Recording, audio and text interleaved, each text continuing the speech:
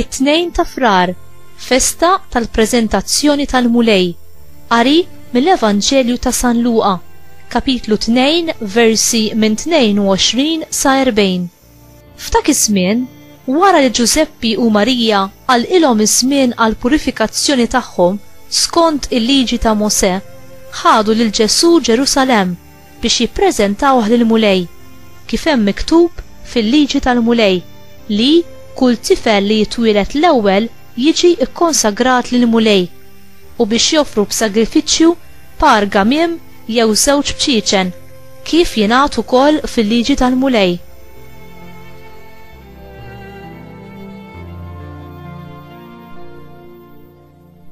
F'Ġerusalemm kien hemm wieħed jismu Xmun, raġel ġust u tajjeb, li kien jistenna il-faraġ ta' Iżrael u li kellu l-Ispirtu Santu fuqu. L-Ispirtu Santu kien nebħu li ma kienx se jara l-mewt qabel ma jara il-Messija tal-mulej. Marmela fit-tempju imqamqal mill-Ispirtu u x'kien il-ġenituri daħlu bit-tarbija Ġesu biex jagħmlulu dak li kienet trid il-liġi. Huwa laqgħu fuq dirajh birek lill-Alla u qal: issa qosit tista' tħalli l-qaddej tiegħek imur fis-sliem skont kemmtek, għaliex għajnej jaraw is-salvazzjoni tiegħek li jien ħejjejt għall popli kollha, dawl biex idawwal il-ġnus u glorja tal-poplu tiegħek Iżrael.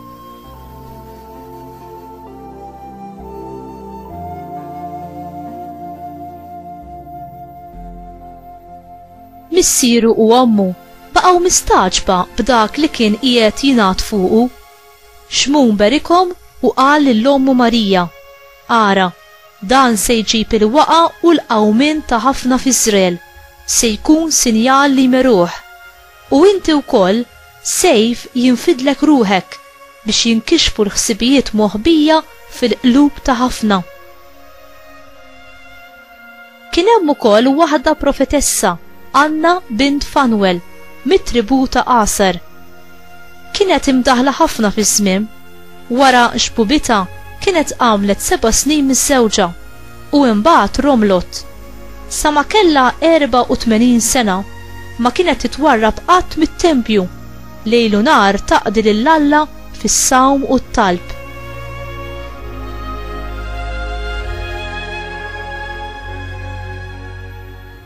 Dak il-ħin stess waslet u bdiet trott tħar lill-Alla u titkellem fuq it-tarbija ma' daw kollha li kienu jistennew il-fidwa ta' Ġerusalemm.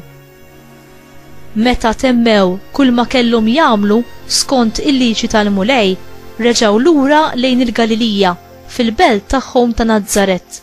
U t-tifel baqa' jikber u jissaħħaħ mimli bil-erf u l-grazzja ta' Alla kienet fuqu.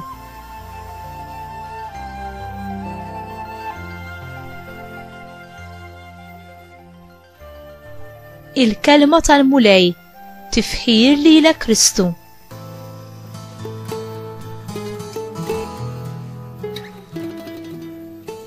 Inti tħalli li ħajtek tkun immexxija mill-Ispirtu Santu.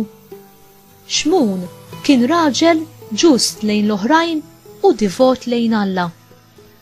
Huwa laqa bil-ferħ il-missjoni li Alla sejjaħlu biex iwettaq, li kienet tikkonsisti b'talb mimli fervur u paċenzja kbira li jistenna il-weda ta' Alla. Il-ħajja kollha tiegħu kienet immexxija mill-Ispirtu Santu. Kien jinstab dejjem fit-tempju jitlob u jqim lill-Alla bl-umiltà u jistenna bil-fidi dak il-jum li fi Alla kien se jfarraġ lill-poplu tiegħu.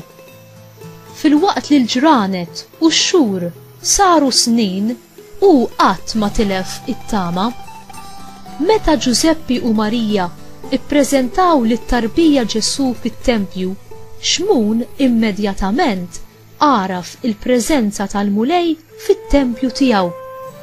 Bl-għajnejn tal-fidi huwa raf Ġesu it-twettiq tal-profezziji messjaniċi kollha, it-twettiq tat-tamiet kollha u tat-talb tal-poplu ta' Iżrael.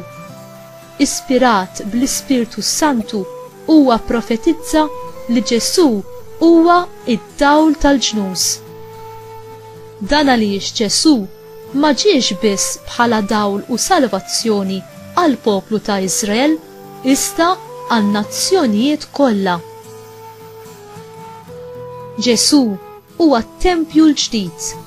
Fit-Testament il-Qadim, Alla jimmanifesta l-preżenza tiegħu fi sħaba matul il-ġurnata u f'kolonna tan-nar matul il-lejl biex hu jiggwida lil poplu tiegħu li kienu fid-deżert. Il-preżenza ta' Alla kienet b'mod viżibbli tiġi tagħmmar fuq l-arka u fit-tabernaklu. Meta imbena l-ewwel tempju f'Ġerusalemm, il-glorja ta' Alla marret toqgħod fuqu. Wara li l-ewwel tempju kien distrutt, Eżekjel ra il-glorja ta' Alla titlaq minn dak il-post. Imma Alla wiegħed ġurnata li fija kien se jiġi bi glorja akbar.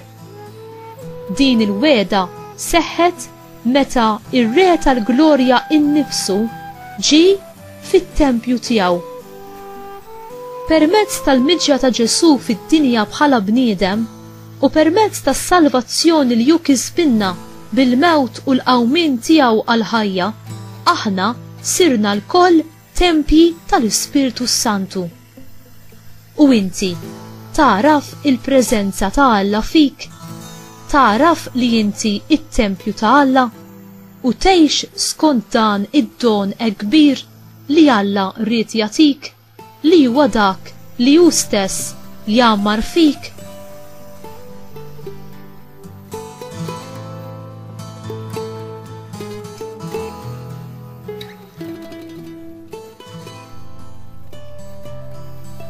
Xmun birek lil Marija u lil Ġuseppi u profetizza lil Marija dwar id-destin ta' dan it-tfajjel u s-sofferenza li hi kellha tgħaddi minħabba fih. Hemm ċertu paradoss f'dawk li huma l-imberkin tal-mulej. Marija ingħatat il-barka li tkun liben ta' Alla. Ma din il-barka hija kellha tilqa' wkoll is-sejf li kien se jinftila qalba meta tara li l-bina imut fuq is-salib. Hi laqat mhux biss il-kuruna tal-ferħ issa wkoll is-salib tad-dulur. Imma l-ferħ tagħha ma naqas minħabba dan id-dulur għaliex patta għalih il-fidi, it-tama u l-fiduċja tagħha fil-wediet kollha ta' Alla. Ġesu wiegħed lid-dixxipli tiegħu li il-ferħ tagħhom ma joħodulhom ħadd. Dan insibuh fi Ġwanni 16 vers 22. Il-mulej jagħtina il-ferħ sopranaturali li jagħtina l-istess qawwa f'waqt mumenti ta' prova, ta' tiġrib, ta' dulur u ta' uġieħ. U inti, dan il-ferħ qiegħed tgħixu fil-preżent? Tħallih lil Alla jagħmel dak li jogħġbu f'ħajtek? Toqgħod għall-kelma tiegħu, fidi u fiduċja? Jista' jagħti l-każ li aktar ma nikbru u aktar ma naffaċċaw diżappunti fil-ħajja, aktar il-fidi tagħna tiddajjef u nistgħu naslu wkoll li nibdew nitilfu t-tama. It-tama li kellha Anna f'Alla u fil-wedid tiegħu kibret ma' żmien. Hi qatt ma waqfet tagħti qima lil Alla bil-fidi u titlob bit-tama. It-tama u l-fidi tagħha kienu fil-wedid ta' Alla u dak li ħeġġiġha kien id-żelu u l-fervur tagħha permezz tat-talb u tas-servizz tagħha lejn il-poplu ta' Alla. Kif nikbru fit-tama? Billi npoġġu il-fiduċja tagħna fil-wedijiet kollha li għamlilna Ġesu u billi nużaw l-istess qawwa tiegħu, il-grazzja tiegħu u l-għajnuna li jagħtina permezz tal-Ispirtu Santu. U t-tama u l-fervur tiegħek f'Alla qegħdin jikbru aktar ma inti tikber fi żmien.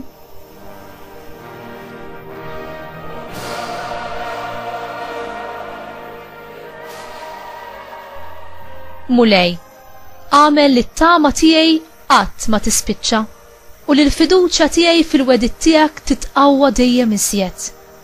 Ħeġġeġ lil qalbi bid-żelu għas-saltna tiegħek u kabbar fija imħabba lejn it-talb. Għażiża Marija, int li kont ukoll medija fit-talb u fis-servizz tiegħek lejn Alla u lejn ħutek il-bnedmin. Allimni biex jien ukoll qatt ma nieqaf infaħħar u nirringrazzja l-Alla u nistenna bil-qalb u bil-ħerqa li jseħħu il-wediet tiegħu. Amen.